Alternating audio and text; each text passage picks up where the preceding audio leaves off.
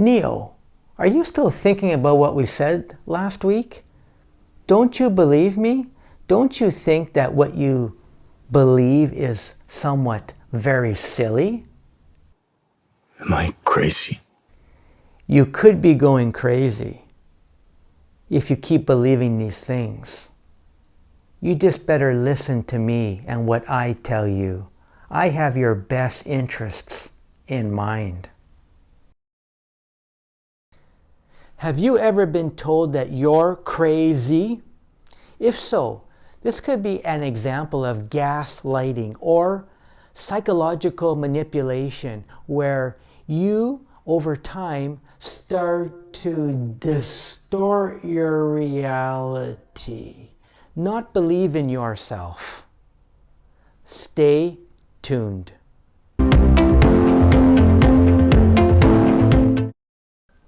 Dr. Ted here, and welcome back to the channel. And today's topic is gaslighting, just what it is and how you yourself can be contributing to it and what you can do to start the recovery process. This will be a two-part series. In the second part, we'll be looking at how to spot a gaslighter, and you'll learn some tips and some strategies on how to prevent it and how to stop it. What is gaslighting? It is a form of psychological manipulation over an extended period of time where the person starts to doubt their realities, doubt their memories, their thoughts, their experiences. This leads to a sense of confusion, low self-esteem, low self-worth.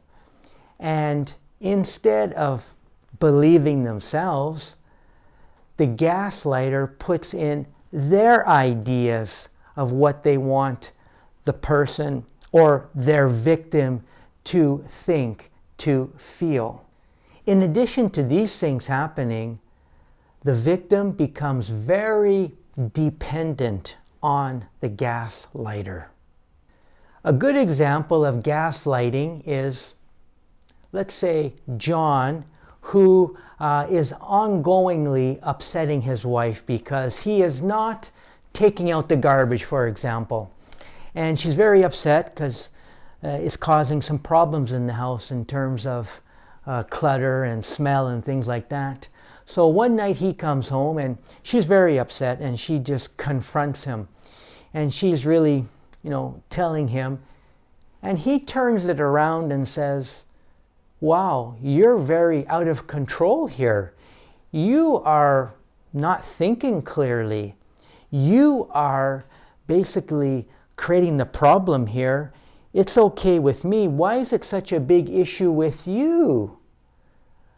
Now, over time, the wife can think, yeah, maybe he is right. Maybe I'm too much out of control. Maybe I'm too worried about this. The wife can start to doubt her reality of the situation and take what John's reality of the situation is. How does this happen? Well, let's start with how people's realities are constructed, which is a combination of our senses, what we feel, touch, smell, and our experiences, our experiences in life. The gaslighter knows this and will use coercion, bullying, intimidation to have you think twice about things, to distort things for you, putting in their ideas of what you should be thinking, what you should be doing. So in a sense, the gaslighter is creating your reality for you. You could say it's almost Matrix-like, like the movie. Who are the gaslighters? They can be people who want to dominate. They want their way. Or it can be a form of learned behavior that even the person may not even be aware of. They grew up, for example, in a family where one maybe parent dominated the other through various gaslighting techniques. They've picked that up and now they're enacting that. They're doing that in their life. Or they could have some kind of psychological disorder. For example, a personality disorder. They could be narcissistic. They could even be a psychopath. Now, what can make a person a victim of gaslighting? Number one, low self-esteem, low self-worth. The person doesn't feel confident enough to speak their mind, to support their arguments, to stand by their positions. This is very good for the gaslighter because you can be manipulated by having a low self-esteem. And what makes it more challenging is, especially when a loved one is telling you, you're wrong. You don't have this correct. So this makes it very confusing for the person. Why would they doubt somebody who's a loved one? Number two, the person has a need for acceptance, a need for belonging. So they'll do whatever they need to do to have the attention, for example, of the gaslighter. They don't want to lose them as a partner. So they will accept everything that the gaslighter says without really questioning things out of their own need to be wanted. What is the equality in the relationship? Does one have all the power and one not? Are you intimidated by that power?